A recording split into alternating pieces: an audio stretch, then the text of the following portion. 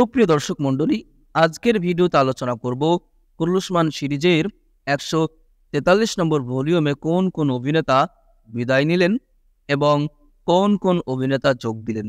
প্রিয় দর্শক, শুরুতে আমরা আলোচনা করব কোন কোন অভিনেতা বিদায় নিলেন।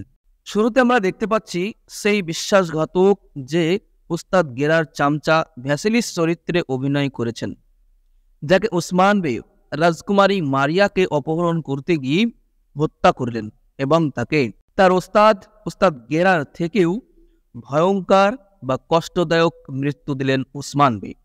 দর্শক, 2 নম্বর হলো এর পরপর আমরা দেখতে পাচ্ছি রাজকুমারী মারিয়ার বদলা নেওয়ার জন্য মঙ্গল কমান্ডার গোরকলু খান গুরদোগান চরিত্রের অভিনেতাকে হত্যা করলেন সগুতে, যে সানজাক সিজলারদের মধ্যে একজন লিডার বা সর্দার ছিলেন। তো প্রিয় দর্শক, তাদের দুজনকে আমরা ধন্যবাদ জানিয়েই বিদায় করলাম।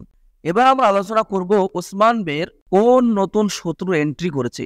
আমরা দেখতে পেয়েছি যে মঙ্গল কমান্ডার এন্ট্রি করেছে, যার নাম গোরকলু খান। সে একজন মঙ্গল কমান্ডার এবং শক্তিশালী আমির। প্রিয় দর্শক, কমান্ডার কারাজালাসন গভর্নর হওয়ার পরেও তার উপর ক্ষমতা প্রয়োগ করে গোরকলু খান।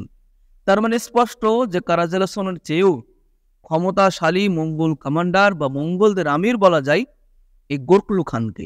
তাহলে স্পষ্ট হয়ে গেল যে এই গোরকলু খান একটি শক্তিশালী কমান্ডার। দর্শক, আরও একটি বিষয় আলোচনা না করলেই নয় যে রাজকুমারী মারিয়ার সঙ্গে যার বিবাহ হতে যাচ্ছিল সে কি এই গোরকলু খান? দর্শক, এর উত্তর হলো না। কেননা আমরা 143 নম্বর ভলিউমে দেখেছি যে রাজকুমারী মারিয়া মহিলা মঙ্গলটিকে বলে যে তোমরা মঙ্গলরা কি সবসময় চুপচাপই থাকো? তোমাদের কি আনন্দ ফুর্তি উৎসব কিছুই নেই? সেই মহিলা মঙ্গলটি বলে আমরা শুধুমাত্র লড়াইয়ের জন্যই তৈরি হই।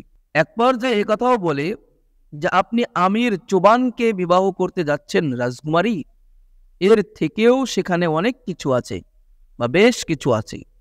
তো প্রিয় দর্শক, এখান থেকে স্পষ্ট হয় যে এই ব্যক্তি সেই ব্যক্তি নয় যার সঙ্গে মারিয়ার বিবাহ হতে যাচ্ছিল।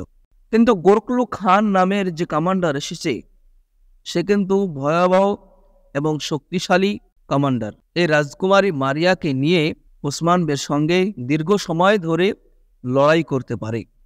তো প্রিয় দর্শক, আজকের ভিডিও এই পর্যন্তই। পরবর্তী ভিডিওতে আবার দেখা হবে ইনশাআল্লাহ। আসসালামু আলাইকুম ওয়া রাহমাতুল্লাহ।